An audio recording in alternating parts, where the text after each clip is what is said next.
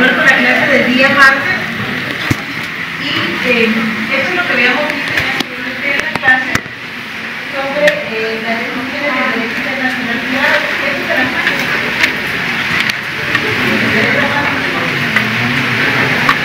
Eso ya es parte del trabajo docente que nosotros hacemos.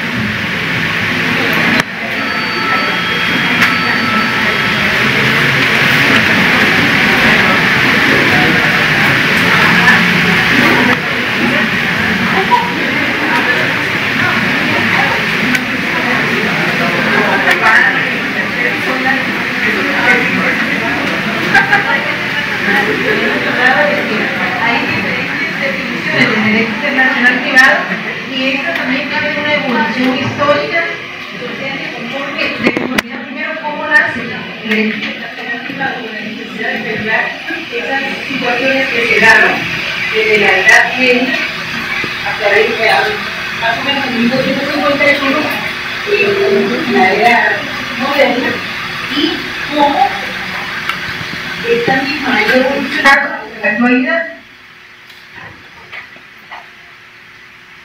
También hay juristas que han ido cambiando esta definición y hablan de esa necesidad de calificarlo no tanto como derecho penal y como juzgado, sino una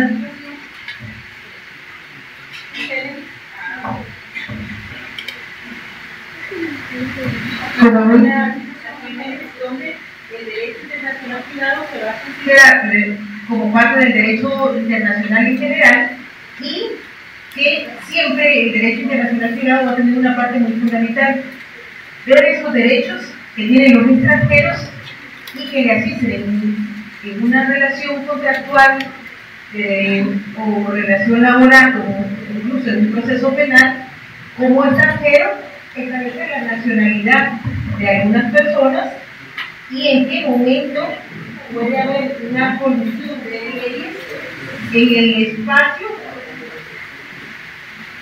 Se recuerda que cuando vemos introducción al derecho vemos que pueden haber colusión de leyes en el tiempo, en el espacio y cómo en algún momento puede haber un concurso aparente de leyes y se tiene que determinar cuál de las leyes debe aplicarse en esos hechos.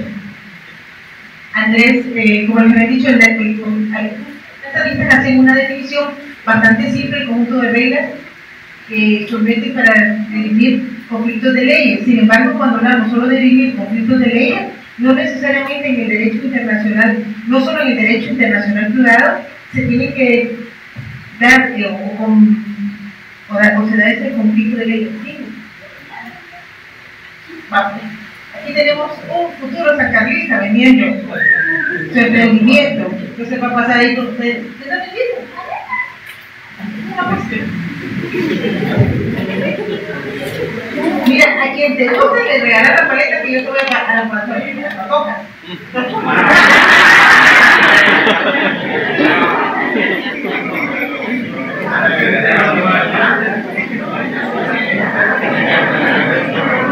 Me llega.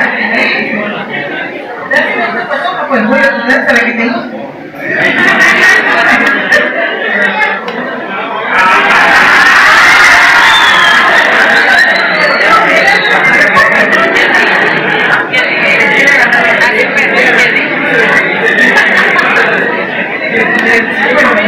Porque es importante que establezcamos que esta definición de Andrés Bello es importante, pero en el momento histórico que él la planteó, estaban hablando de dirimir conflictos de leyes, pero los conflictos de leyes, como les digo, puede ser en el espacio, puede ser en el tiempo, cuando una ley va a sustituir a otra, o cuando hay dos leyes que pueden considerarse que tienen la misma competencia y cuál de ellas debe aplicar. Pues entonces, también Pilet, por ejemplo, lo definió al derecho internacional privado como la ciencia que tiene por objeto la reglamentación jurídica de las relaciones internacionales de orden privado.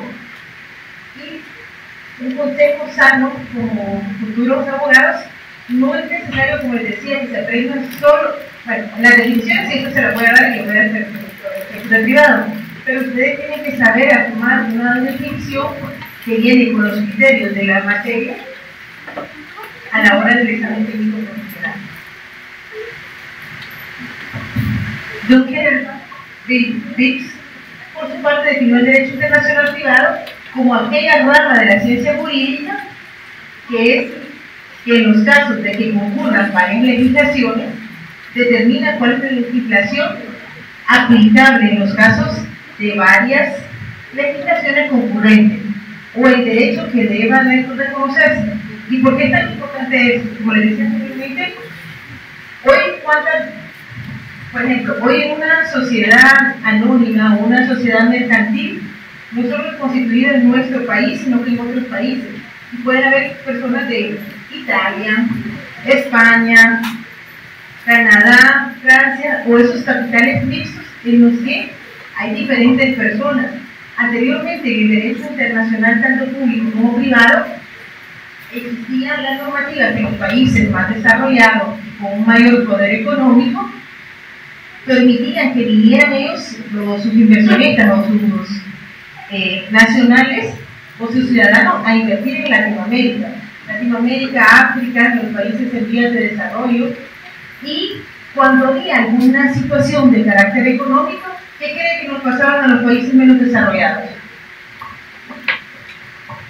Teníamos sanciones, entonces ellos intervenían a favor de sus nacionales. Por eso en el libro de Lario Suchaeta pueden ver en algún momento que se habla de Lario Suchaeta y en muchos libros de derecho internacional, tanto público como privado, de la famosa cláusula Calvo que hace un jurista argentino, en donde se empieza a pedirle la excepción a estos países desarrollados, que muchas veces nos explotaron en su momento, de que se permita venir a invertir en nuestros países, pero que a la hora de que hubiera un conflicto o de vivir un conflicto de intereses entre el país, sus ciudadanos, lo que ellos habían invertido, que no se diera la injerencia de estos países económicamente preponderantes. ¿Por qué? Porque nosotros estábamos ante una gran forma no muy equitativa, porque ellos ni tenían el poder económico, entonces iban a hacer que hiciéramos lo que ellos quisieran.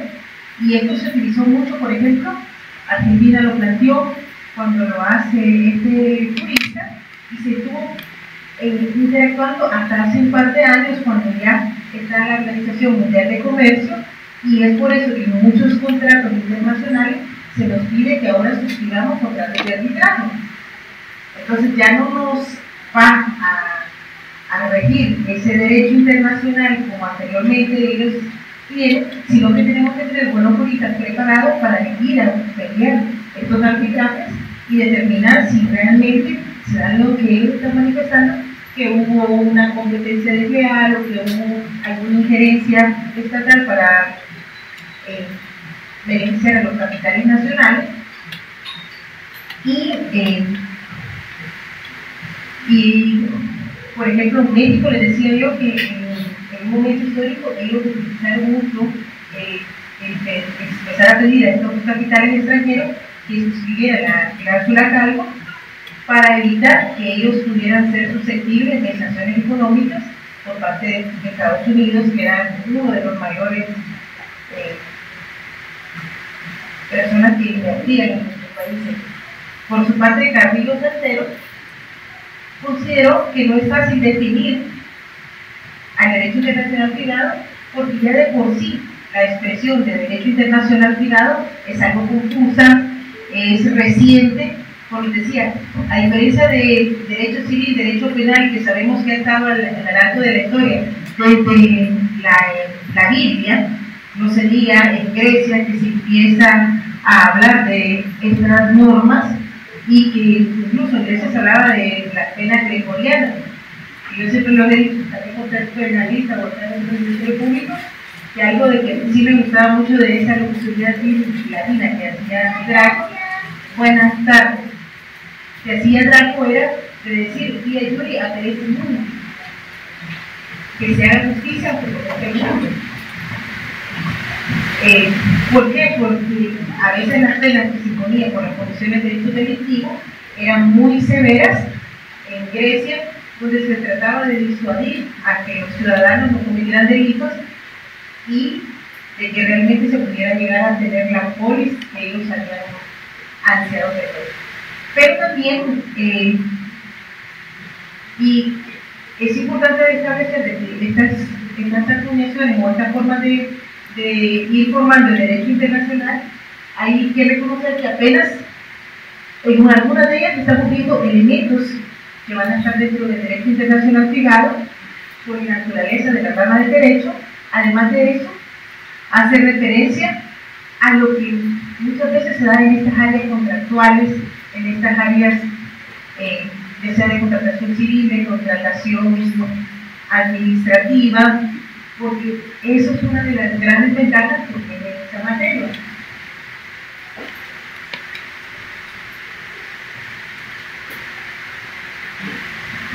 Por su parte, Rafael Conde Quilú, el catedrático de la Universidad de Derecho Internacional Privado de la Universidad de Madrid, consideraba que esa feria parte de la enciclopedia jurídica cuyo objeto es constituir la personalidad jurídica del extranjero, atribuirle los derechos, determinar la ley que se le vamos a aplicar y cómo se van a constituir esos derechos. Pero ahora les diría, ahora hay algo que el derecho internacional también privado ha ido cambiando tanto, era que antes nacíamos en un lugar y de conformidad con el derecho, el jus sanguíneo, el jus solius y el jus optante. Si le digo, compañerita, ¿cuál es el jus sanguíneo? ¿Se recuerdan? ¿Ah?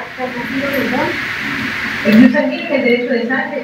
La conceptualización del jus sanguíneo y el jus solius nace mucho en la antigua Roma y en Europa. ¿Por qué? Porque es el derecho de la sangre y que a una persona se le va a dar la nacionalidad por haber nacido o ser hijo de un romano. Pero recuérdense que cuando, esto lo vamos a ver de todos modos en una de las presentaciones, que cuando el derecho romano hablaba del jus sanguíneo, no era cualquier que nació en Roma. Ojo, era hijo de parte de la familia libre, porque si era hijo de una mujer ciudadana romana, pero que no era el ciudadano romano, no tenía la misma calidad. Por eso estas conceptualizaciones de derecho han ido cambiando y nuestra materia ha sido muy variante en base a eso.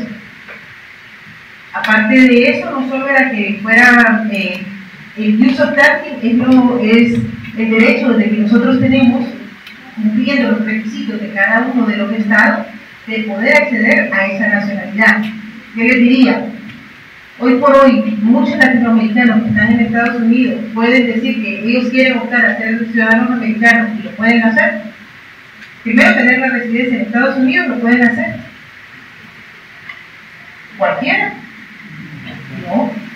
Ojo, cuidado, porque son preguntas capciosas. Acuérdense que lo puede hacer, lo puede pedir si usted tiene un familiar, hijo, hermanos, padre, lo puede pedir y el orden de relación o de grado de consanguinidad que tiene va a ser más rápido. Si lo está pidiendo un ciudadano que es su hijo, es mucho más rápido. Si lo pide el padre, toma más tiempo. Si lo pide el hermano, es mucho más tardado cada uno de estos elementos, pero también tiene que cumplir, no puede haber estado ilegal en Estados Unidos, todo eso le va quitando esos derechos. Y la última vez que tuvo una gran apertura en Estados Unidos fue en 1995, cuando da la ley NACAR y permite que muchos que habían estado por varios años sin la comisión de delitos delictivos que puedan optar a la residencia. Pero algo que sí es cierto es que, ¿qué pasa con el latino que llega ilegal cuando ya está legal? ¿Piensa igual que el ilegal? ¿Qué creen ustedes? ¿Y quién discrimina más? El propio latino. Es algo que no sé qué pasa en la psiquis de nosotros.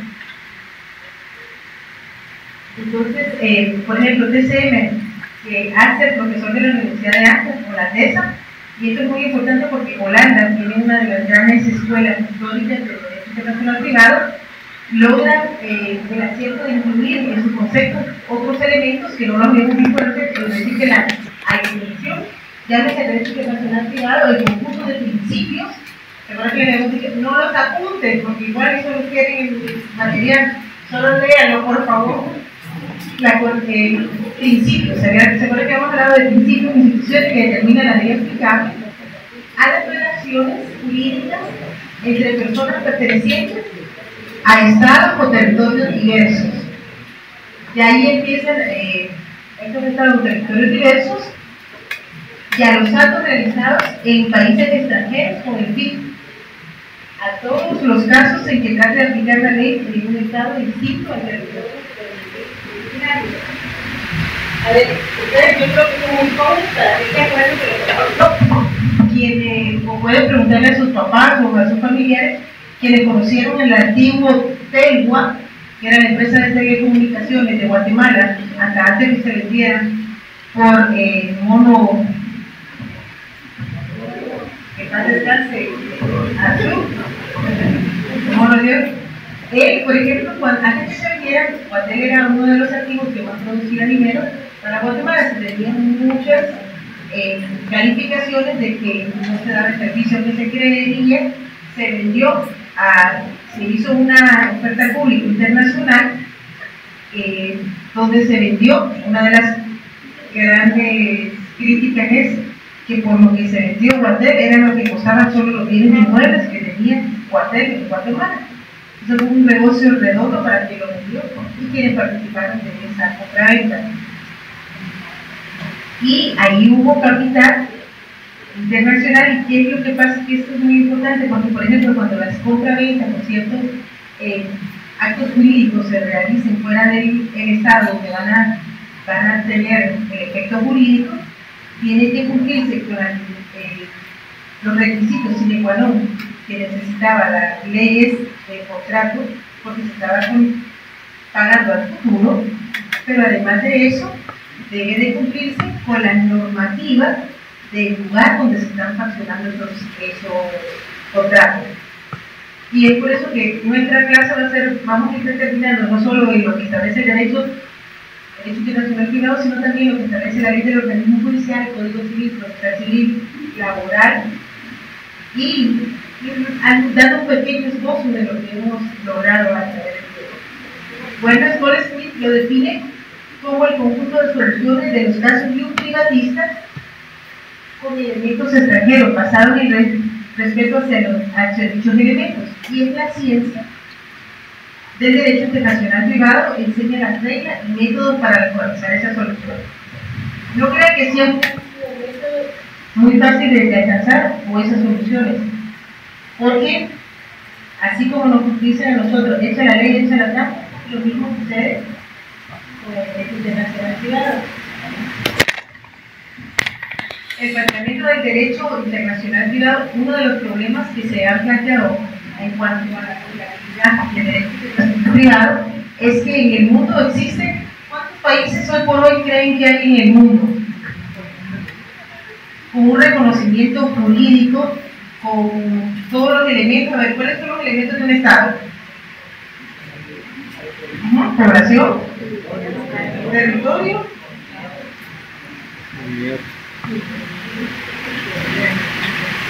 soberanía, no, pero además del territorio, Estado.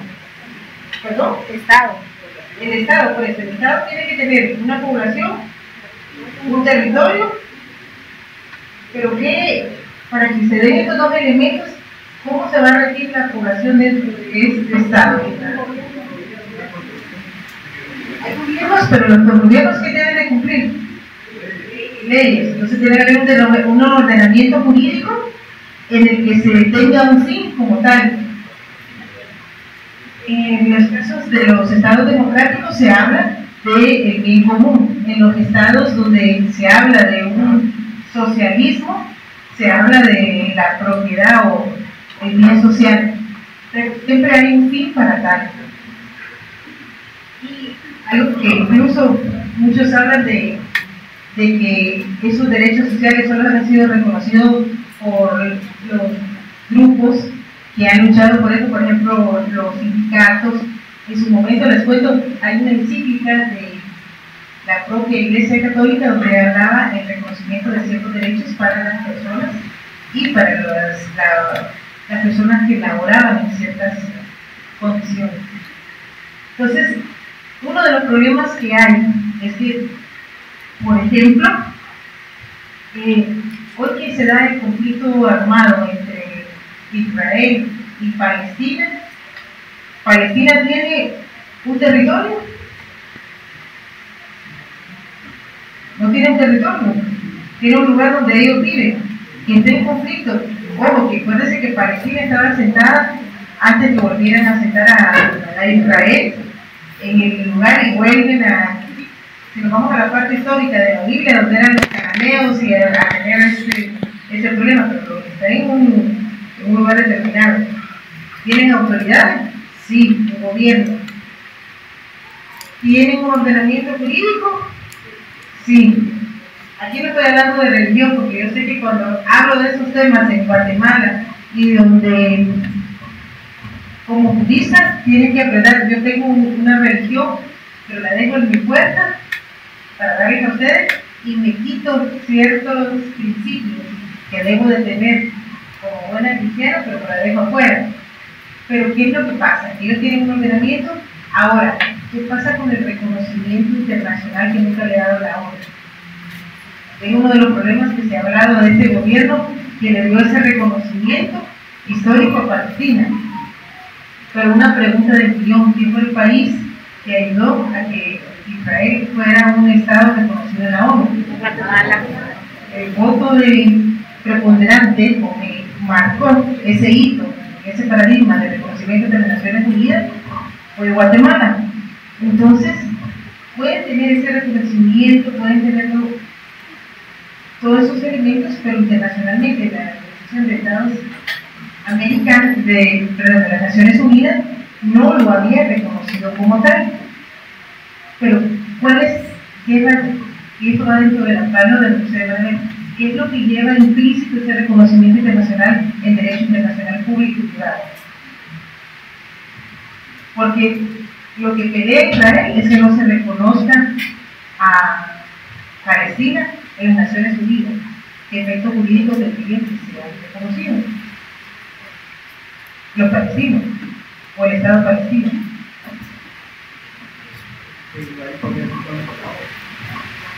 Podría ser sancionado por Israel. Ya incluso desde 1973 en la Organización de las Naciones Unidas hay una sí es histórico, cuando llegan los israelitas o los judíos a vivir a Israel, los palestinos, incluyendo también Egipto, hacen una guerra, la guerra de los 6 días. Lo que ellos no esperaban era que les ganaran, les quitaron territorio, el territorio más importante donde estaba el agua, donde estaban los elementos que ellos explotaban, y les dejaron una área mucho más reducida. Y esto provocaron que las Naciones Unidas estuvieron investigando a Israel, pero no haya habido una sanción como tal hasta las últimas elementos que se está dando, que ya no solo Israel está violentando los derechos humanos con el derecho penal humanitario, sino también lo están revisando Cisjordania o los países palestinos. Entonces, ¿qué es lo complicado con el derecho internacional privado? Que así como países existen en el mundo, cada país tiene un ordenamiento jurídico distinto, aunque estemos a la par, y vamos a hacerla a ver si es cierto. En Guatemala, si yo les pregunto, a mí no me interesa, mis mejores amigos son homosexuales, pero por ejemplo, sí, confío mucho, tengo amigos muy queridos desde hace muchos años que tienen esa tendencia, y como no es mi cuerpo, ellos que gozan como quieren. No sé mi cuerpo, y pueden hacer lo que les dé la gana. Pero, ¿qué pasa con el ordenamiento jurídico guatemalteco? Sí, es que mire, ustedes como juristas se tienen que quitar esos prejuicios. Pero, ¿qué pasa en el ordenamiento jurídico? Y miren, yo digo que yo siempre molesto que en Latinoamérica hay ciertos países de que somos muy tradicionalistas o tenemos una doble moral, porque más de algunas familias tenemos en la familia que tiene una forma de vivir distinta. Y mire, vamos a hacer, por ejemplo, más de algunos tiene alguien que tiene esa tendencia, hombre, mujer o chusto, le gusta.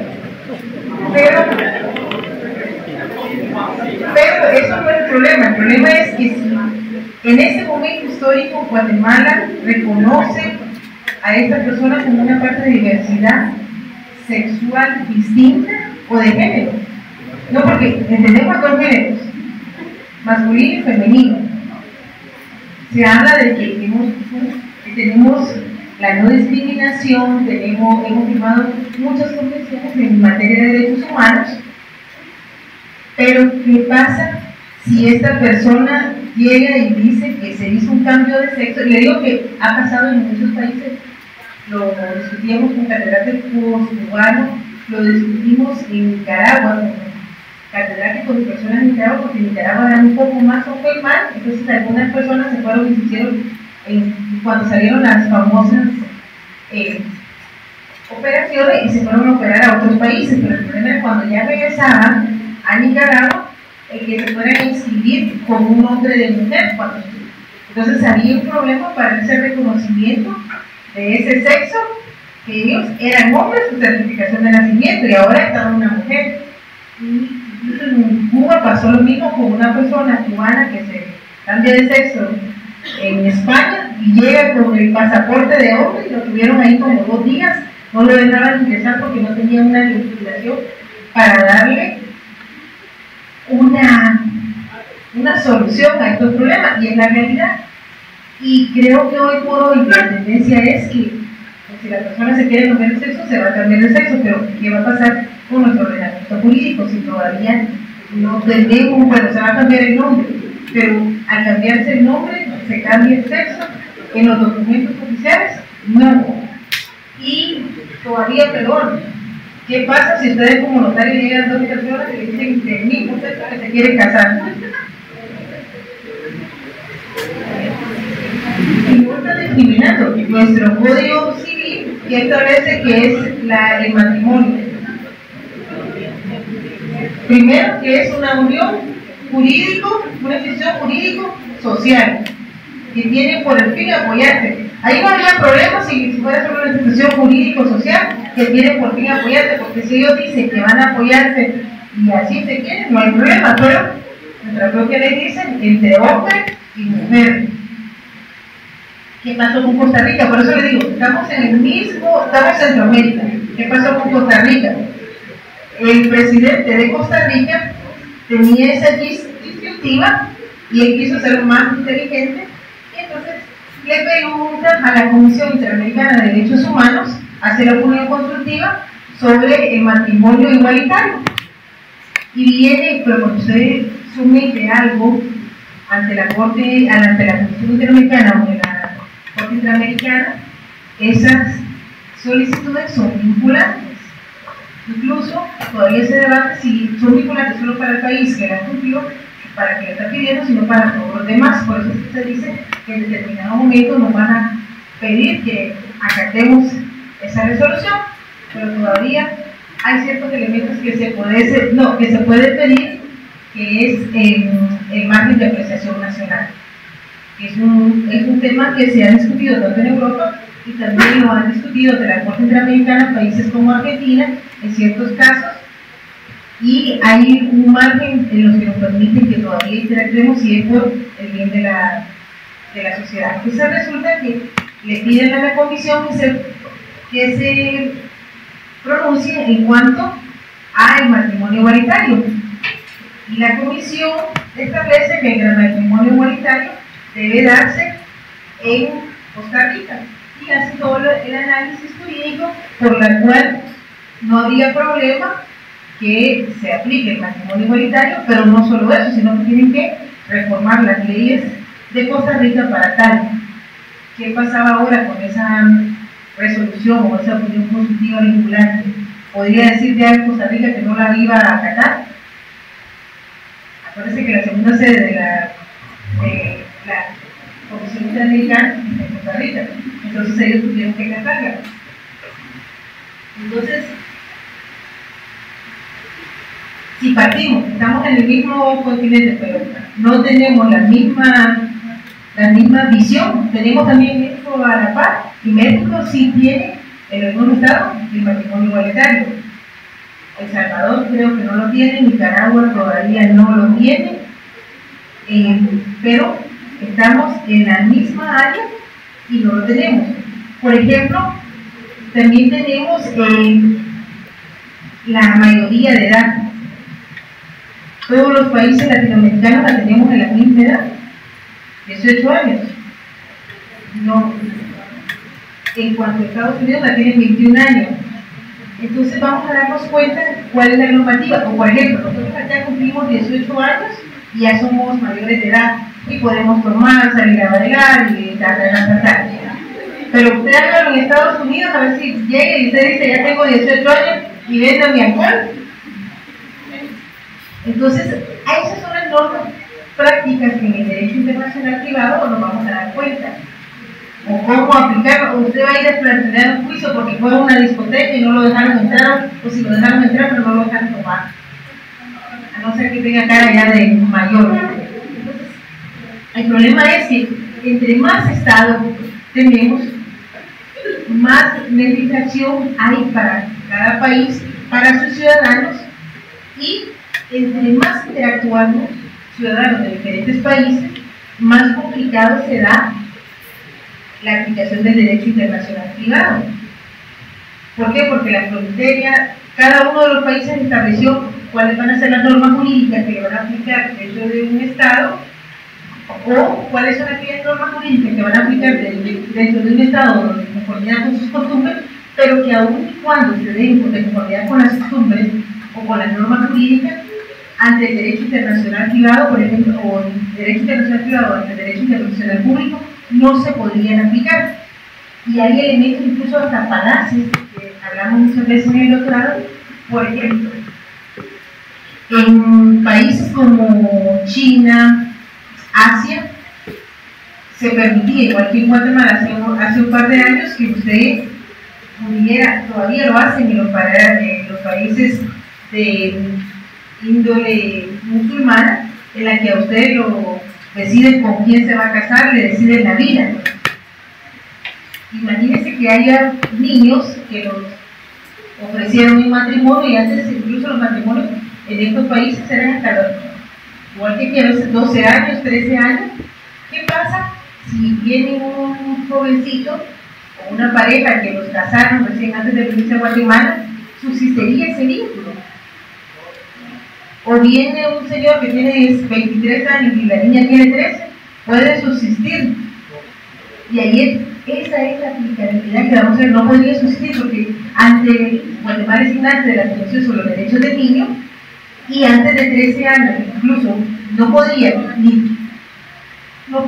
permanecer ese matrimonio que prácticamente está violentando el derecho internacional público, pero tampoco podría casarse acá ni que viviera en esa misma forma, porque no es aplicable, porque nuestra Constitución ha reconocido ciertos derechos para los niños, niñas y adolescentes, y también la protección a los niños y a la familia.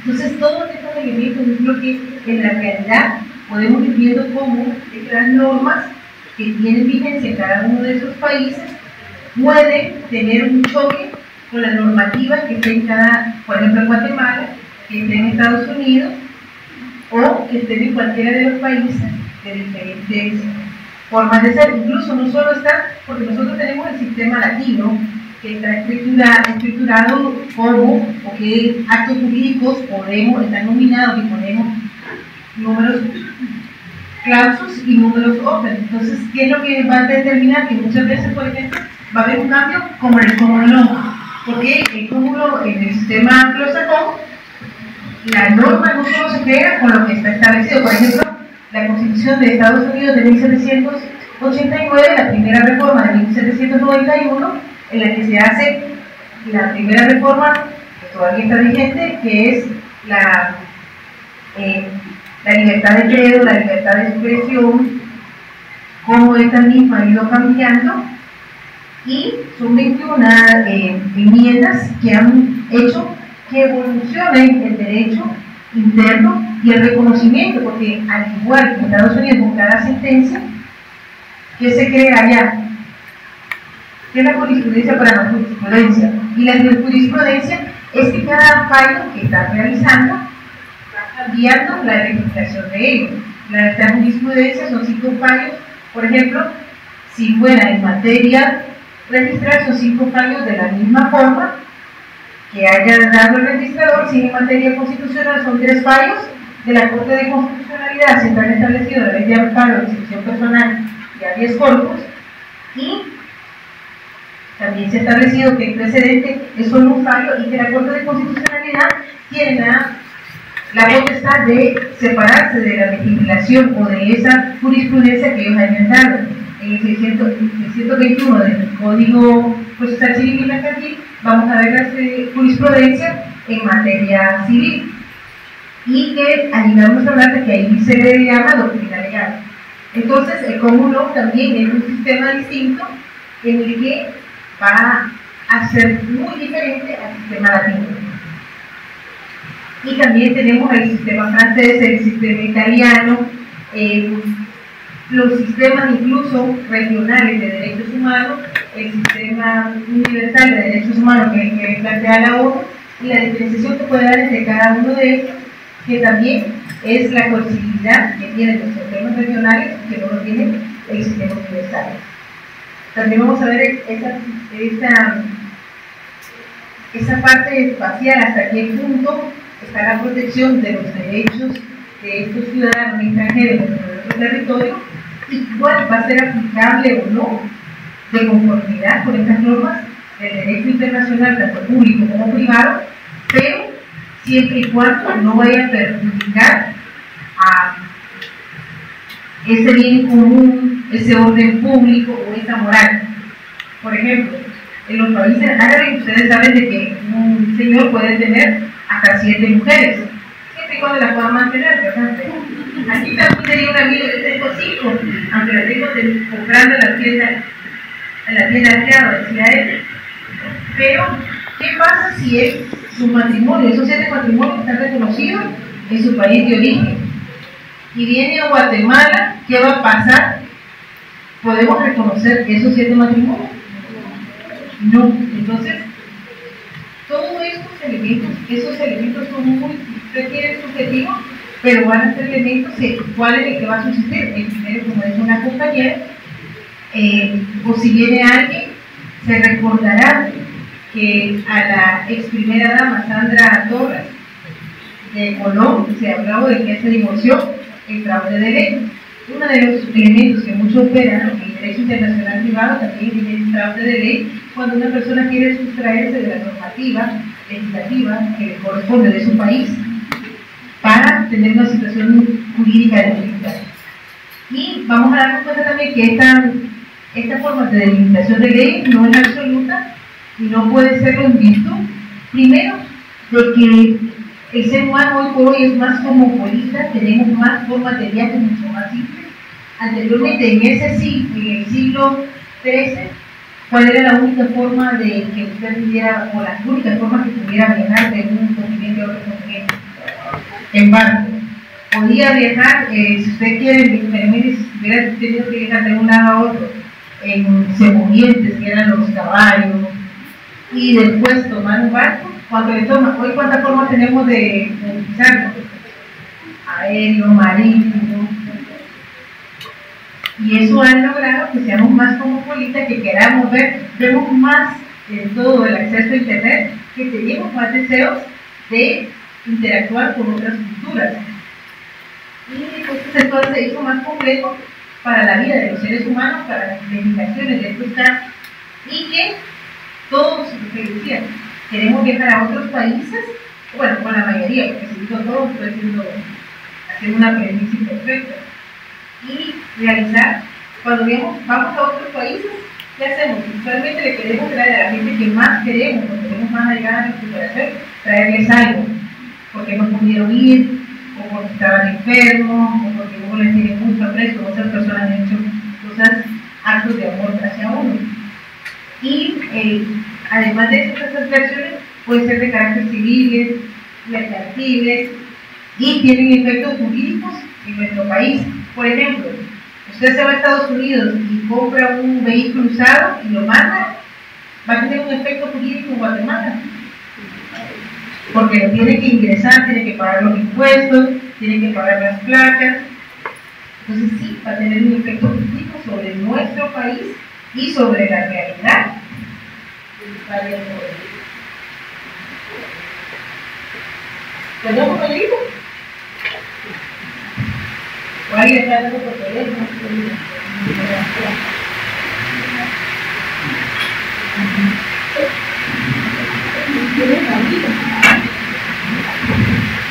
Bueno, la presencia de ciertas circunstancias que van a hacer también esa vinculación, llamarse puntos de conexión.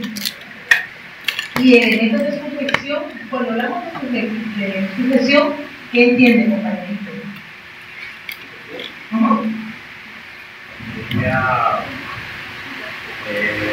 Adaptarse a otro tipo de...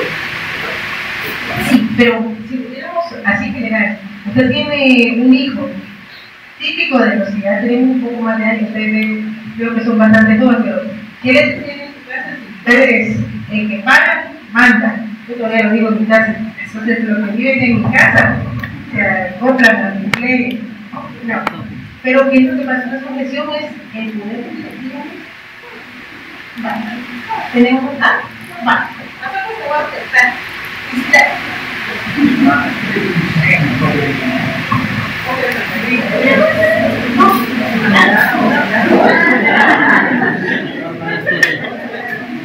Hola, muy buenas tardes.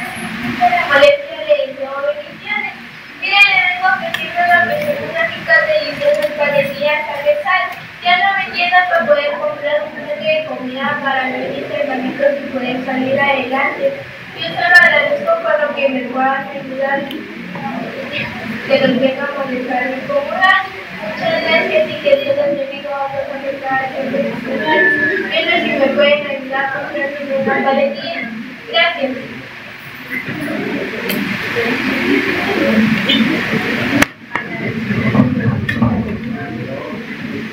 Entonces, esta sujeción es acatar, estar en sumisión de algo. Entonces, darnos cuenta que esa sumisión que van a dar a tener reúne ciertas reglas jurídicas, ciertos principios que las personas a la hora de darse una situación, ya sea de carácter mercantil, civil, laboral, van a cumplir para que esa norma, que no es del país donde ellos están, penetre a la legislación de un país distinto y se le aplique al ser extranjero. Estos elementos para que apliquen, para que puedan realmente ser aceptados como un órgano jurisdiccional, deben cumplir con varios requisitos que posteriormente iremos viendo en el transcurso de la clase. Y ahí es donde se da esa aplicación de extraterritorialidad de la ley penal, perdón.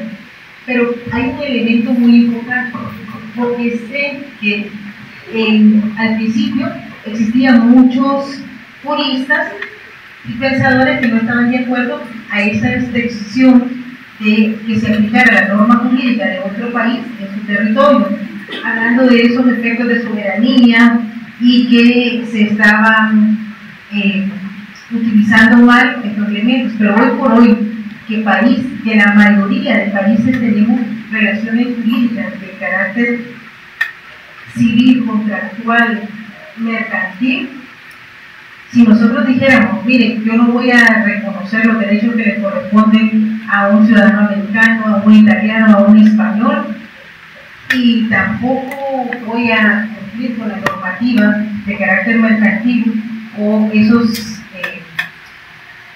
cláusulas para someterme a un arbitraje comercial, ¿qué pasaría con nuestro Estado? Donde somos un país que exportamos productos tradicionales, café, azúcar, nuestras legumbres, podríamos subsistir siendo un país en vías de desarrollo y decir que vamos a vivir solo con lo que produzcamos nosotros, sin importar y exportar. Ojo, que en el momento histórico de 1982 creo que sucedió ciertos alimentos, también lo hizo México, pero muchos de los comerciantes de estos dos países no estuvieron de acuerdo con ese cierre de fronteras. Pero podríamos subsistir, o nuestra economía podría subsistir alejándonos de forma global de todo. ¿Qué cree usted? ¿Qué pasa?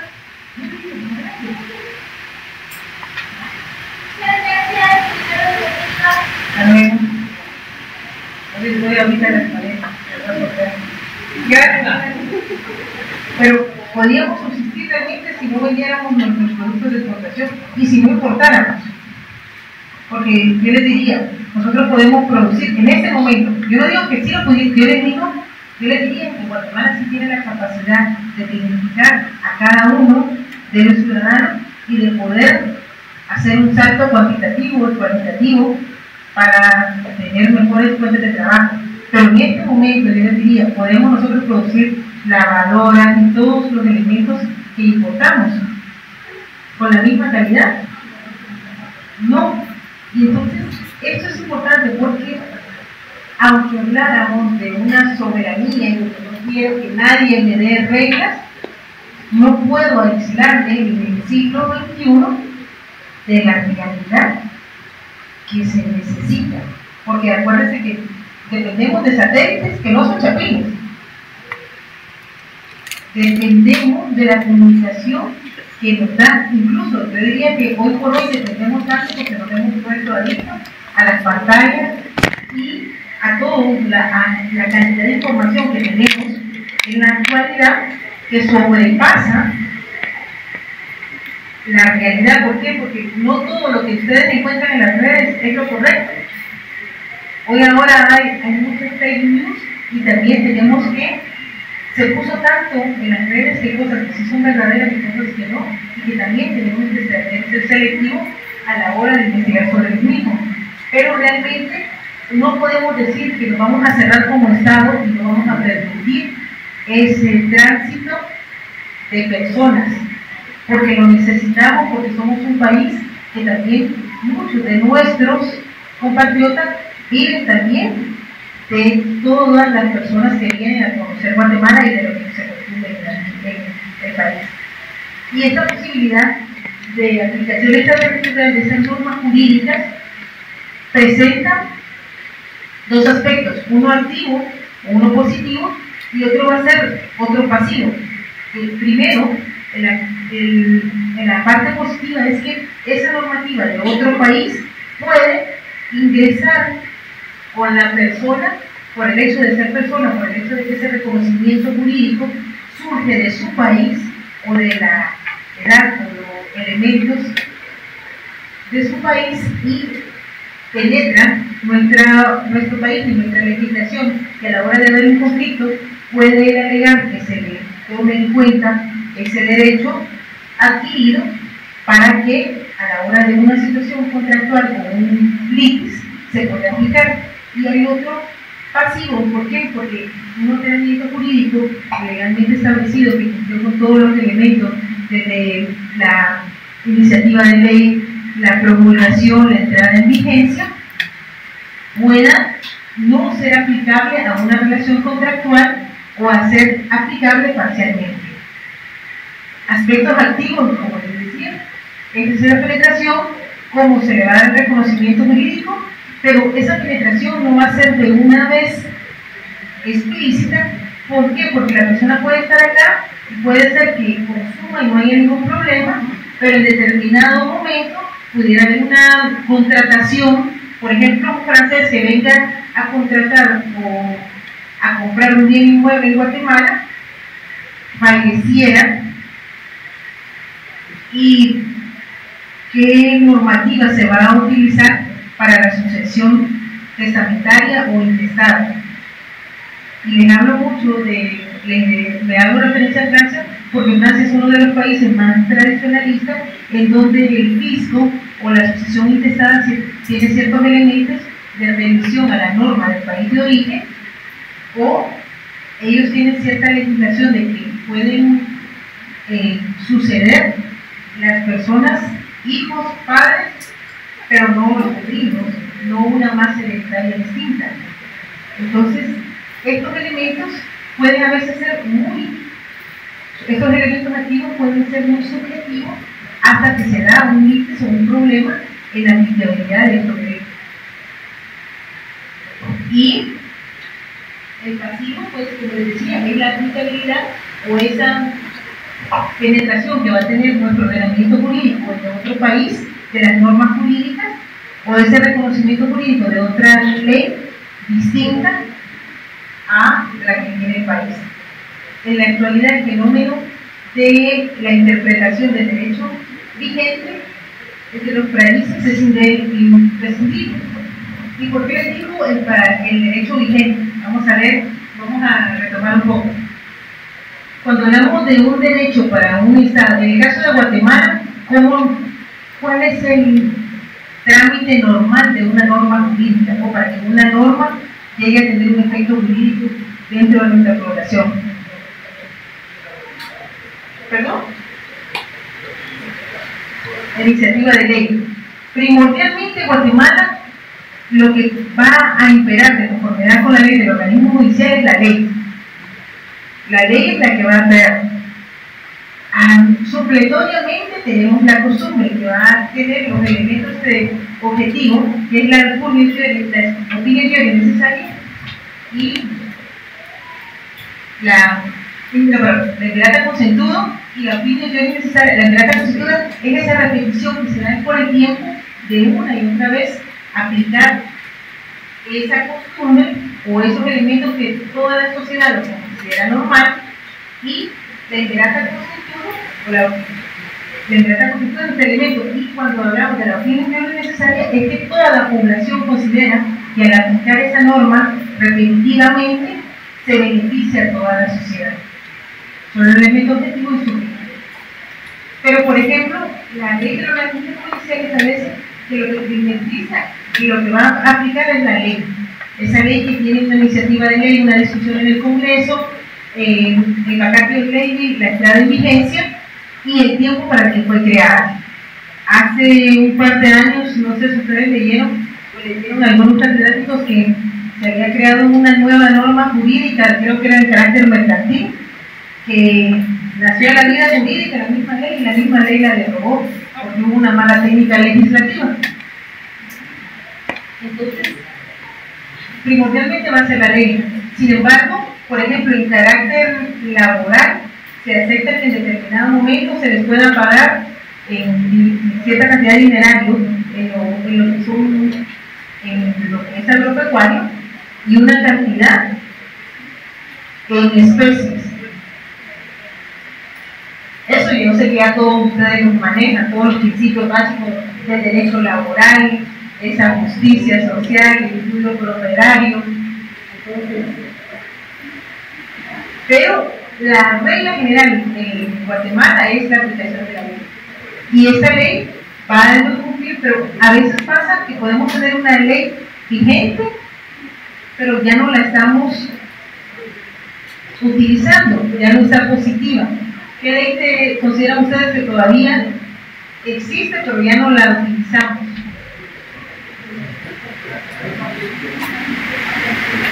El Código Penal. Pena de muerte. Pena de muerte. Vamos a ver, hay bastantes leyes. Ejemplo, se recuerdan, por eso es peligroso, las famosas, yo creo que digo mucho, la creación de normativa solo casuística por un caso, por un elemento. Por ejemplo, se recuerda lo que dice el compañero, ante tantos hechos armados, violencia en motocicletas, se creó una ley donde tenía que tener chaleco y casco por la numeración de la... No la usaban porque se ponía un casco o un chaleco y ni siquiera tenía el número de la placa, no coincidía, porque quien va a ir a matar no va a utilizar medios para que lo identifique. Quien va a cometer un hecho delictivo pasa esa fase de intercrimen y lo estoy pensando adecuadamente para quedar impune. Ni modo que voy a matar para que me metan preso. No tenía. Pero esa es una ley que todavía no ha sido derogada. Por ejemplo, cuando hace muchos años yo estuve en este lado de ustedes, por ejemplo, me tocó leer que en Europa ustedes saben que hasta el 2001 todavía estaba vigente, según lo escribe el filósofo Habermas en su libro, en Europa no se había derogado la ley de las armas. Estamos hablando de Inglaterra, derecho todavía estaba vigente, en el que se perseguía las brujas. Y eso tiene un contexto histórico, filosófico, político, en el que, por ejemplo, si alguien es católico, lo siento mucho, pero hay que decir las cosas como es. La Santa Inquisición tenía un efecto no solo de perseguir a los derechos, sino también de recabar dinero para la Iglesia Católica. Y la persona que era sentenciada por hereje o por otra, ¿qué cree que pasaba con todo el dinero que ella tenía? Se lo captaba la Iglesia. Entonces era una forma de apropiación de los bienes de las personas. Era una confiscación en el que se despojaba de lo más importante, que es la vida del ser humano. Incluso eran sujetos de tortura, sujetos de los vejámenes más complicados, porque los torturaban y cuando ya declaraban que eran herejes, los dejaban morir de una forma más plástica. Les voy a poner algunas fotos de cómo la Santa Inquisición o esas formas violentas de tortura que se daban en ese momento. Entonces, vamos a darnos cuenta que existen todavía normativas, pero además de esta ley, por ejemplo, en el interior, en los lugares rurales más recónditos, por ejemplo, ustedes creen que las personas que tienen armas las tienen registradas. Y sin embargo, la ley de armas y munición está vigente. Hay gente que, viejitos que tienen incluso armas que ya ni funcionan y los agarran con esa, y ellos ni siquiera saben que están cometiendo un hecho delictivo. Y esa es la realidad. Ahora me voy a ir un poco más allá. Nosotros sabemos de que en la Constitución dice que todos somos iguales, es un derecho formal, pero realmente en nuestras comunidades tratamos a hombres y mujeres iguales. Incluso nosotros estamos haciendo ahorita el Ministerio Público tiene una política de igualdad y hablábamos en el grupo con alguien que decía, miren, ¿qué pasa? ¿Cuáles son de las formas de discriminación más complicadas?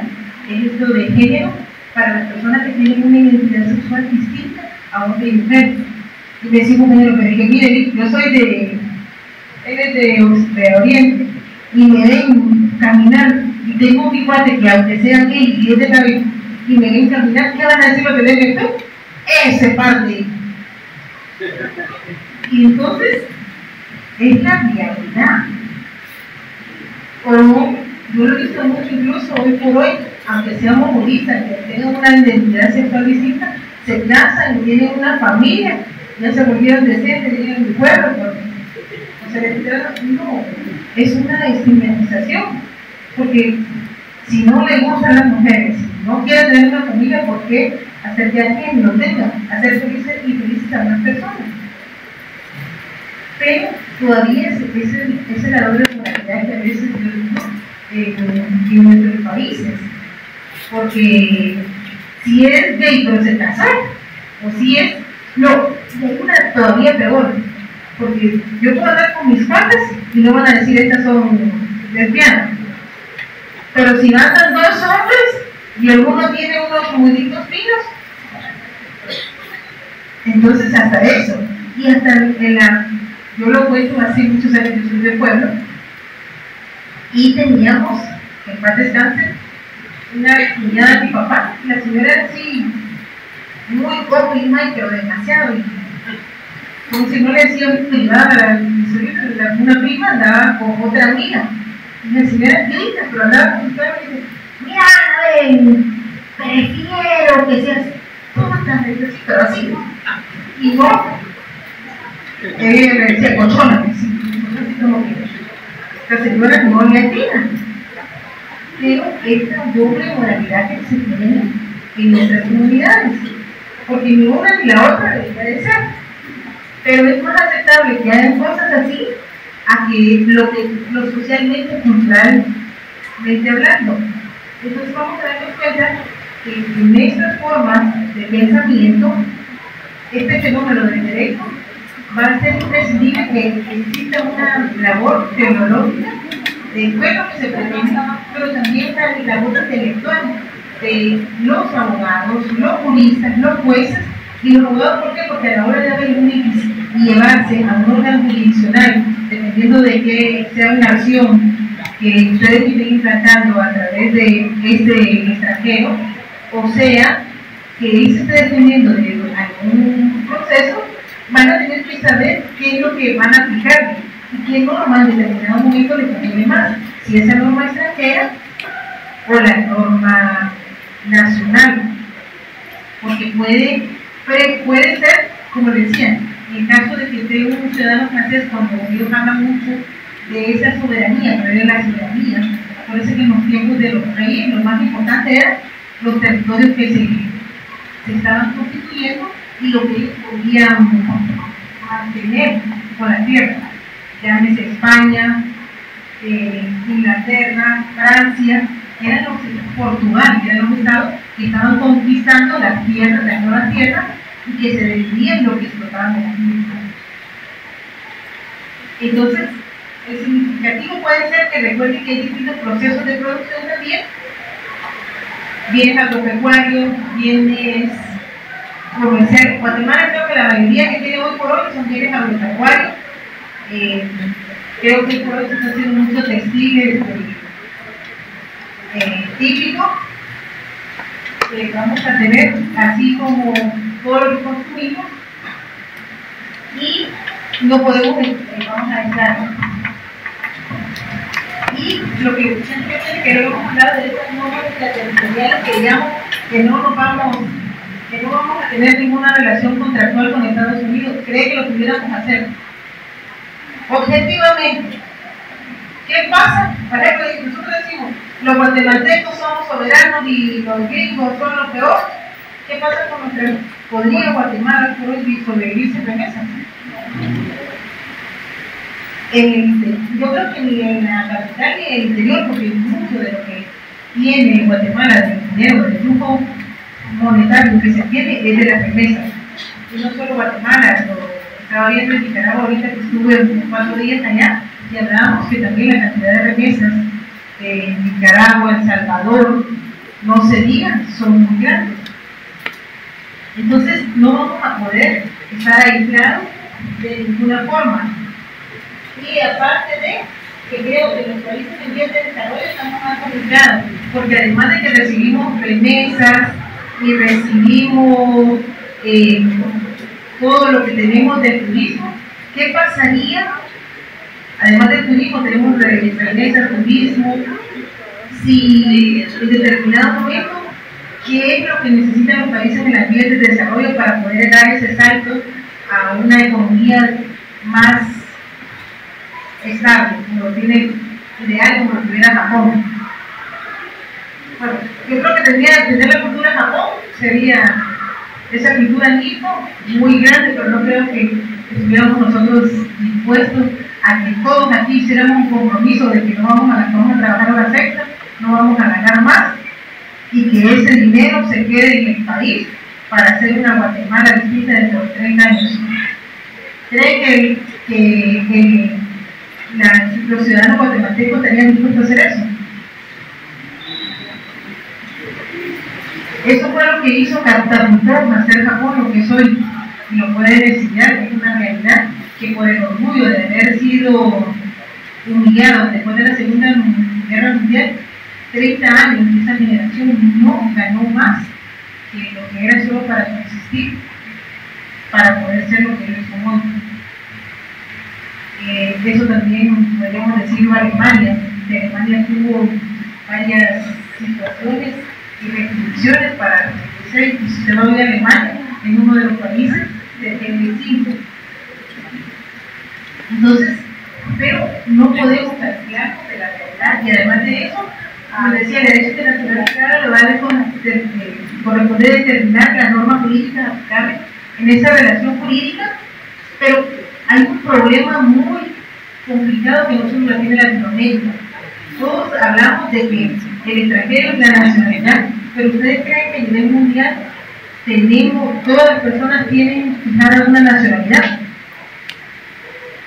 Todavía, en pleno siglo XXI, tenemos teniendo personas que se les han despojado de su nacionalidad. Por ejemplo, hablaba con algunas personas que conozco en Nicaragua que no están con los sandinistas, los que los sacaron del país, les quitaron la nacionalidad, pero sí tenían una nacionalidad y los despojaron por considerar que eran de patria. Los expulsaron del territorio pero hay personas que no pueden demostrar dónde, por ejemplo, con el conflicto armado interno de Guatemala, que no es un secreto, se fueron muchas personas que todavía algunas estaban viviendo en México, pero no tenían los documentos, o algunos de ellos se quemaron las municipalidades y no pueden demostrar su nacionalidad. Pero, por ejemplo, Europa, que son los países desarrollados, ellos tienen los apátridas, que no tienen patrias. Y entonces nos vamos a dar cuenta que el derecho internacional privado, además de eso, van a tener esa complejidad, que hay personas sin patria, sin una forma de demostrar dónde nacieron, ni a qué cultura pertenecen. Perdón, ahora mira esa